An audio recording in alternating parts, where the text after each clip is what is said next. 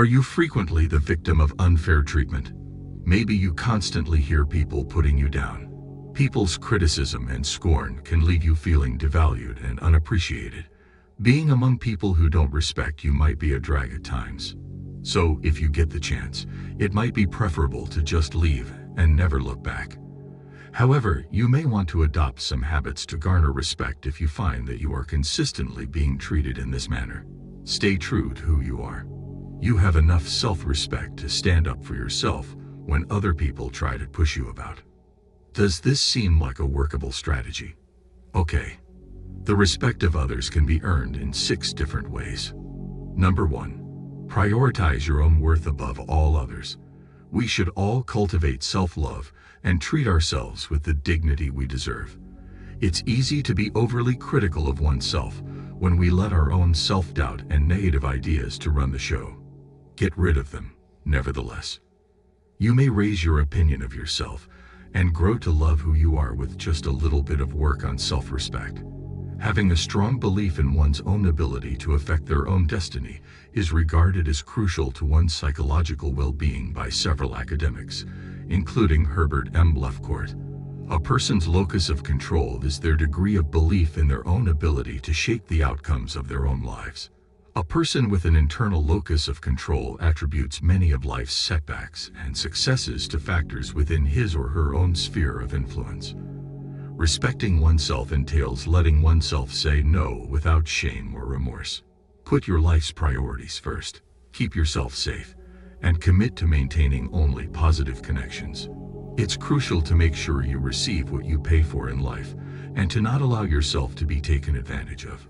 So, if you're at an ice cream shop and you only get one of the 2 scoops of chocolate ice cream you paid for, don't shrug it off. Instead, ask to be given the other one. You're hungry, and it's only ice cream. Right now, all you care about is stuffing your face. The kicker is that the best route is ice cream. Please have 2 helpings. Also, remember that you are responsible for your own joy as well as that of those around you. This is another manifestation of regard for oneself. Have a double helping, by all means. You hold yourself to too high of standards to fail to recognize their and your own worth. Number 2, establish firm limits. Boundaries should be established both internally and externally. Let's assume you and your pal frequently host movie nights at your place. Even if your friend is dear to your heart, they aren't the most polite houseguest. Their dog brings fleas, they eat most of your food, and they leave Cheeto Puff crumbs all over your furniture. They respect you or not. It doesn't appear to be the case. It's a good idea to get down with your close buddy and talk over some ground rules for when they come around. You can be considerate and try to see things from their perspective when you have this conversation with them. However, the regulations in your house are ultimately up to you. Fleas need to be restrained, so tell them to stop raiding your fridge for cheese and to keep their hands to themselves. And keep your flea-infested paws off the dinner table. Number 3, know there are times when being polite isn't required. When given the option, who wouldn't choose to be nice? However, it's not a good idea to do anything just because you feel like you have to, especially if doing so will make you unhappy. Unfortunately, many individuals have the mentality that they may profit off the generosity of others. You need not stop being a nice person as a result of this. You should prioritize your own needs at appropriate times and not beat yourself up about it. You could worry that your friends' feelings toward you will change if you say no to every favor they ask of you. How could that possibly be a friend? It's natural to feel remorse if you consistently decline a friend's invitation to hang out. But you're all cozied up in a bubble bath right now. You want to spend tonight on your own. Maybe you can't bring yourself to leave the house without putting on a fake smile, even if you're having a rough day. Even while it's excellent to smile, it's not always possible to fake a happy mood. Don't be afraid to acknowledge that today isn't going well for you. No one warrants a specific frame of mind on your part. If you let unwarranted guilt rule your life, you might start equating formerly joyful activities with something forced and unpleasant. Remind yourself that you'll be in a much better mood to spend time with your friend when you've given yourself permission to unwind guilt-free. Number 4, raise your hand. Many of us tend to be reserved, so leading a conversation in a large gathering might not be our thing. But don't let your timidity lead to you allowing others to talk over you. There are strategies you can employ if people frequently cut you off or give the impression that they aren't listening. To begin, try bringing up the person's name in the middle of a conversation. If we're at a cocktail party and we hear our name called, it's like the cocktail party effect all over again. We immediately snap back to the present. Remember how your high school or college music teacher would frequently interrupt their lecture by calling out your name? The same applies to what we're doing here. It also helps to make frequent use of hand gestures and maintain steady eye contact with everyone in the room. The use of hand gestures is a powerful means of communication. Making direct eye contact alerts the recipient that the person is interested in what lies deep within them. Just make sure you look everyone in the eye at the same rate.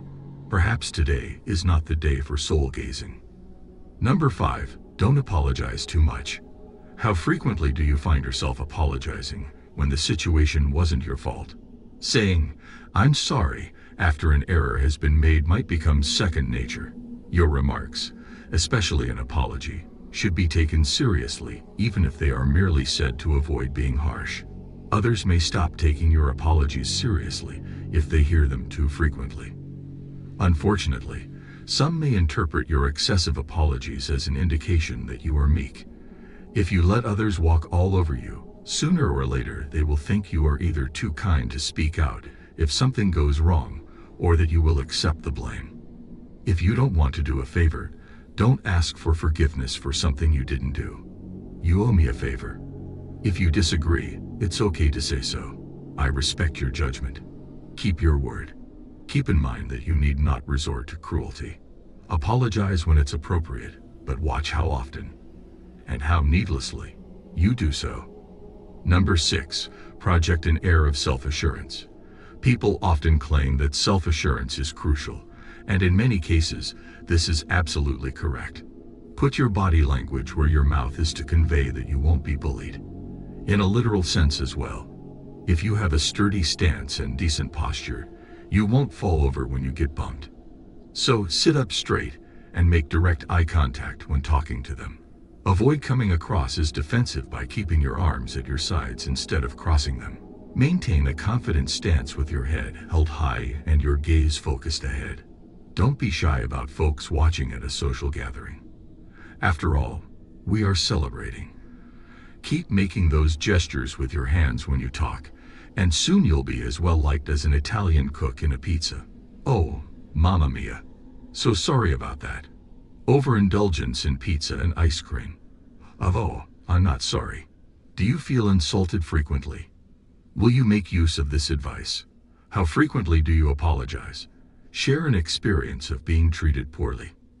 Is there advice you would give for earning the respect of those around you? Please let us know in the comments what you think. Please hit the like button and forward this video to someone who might benefit from it if you found it useful. To receive more articles like this, subscribe our channel and click the bell button. As always, I appreciate you tuning in.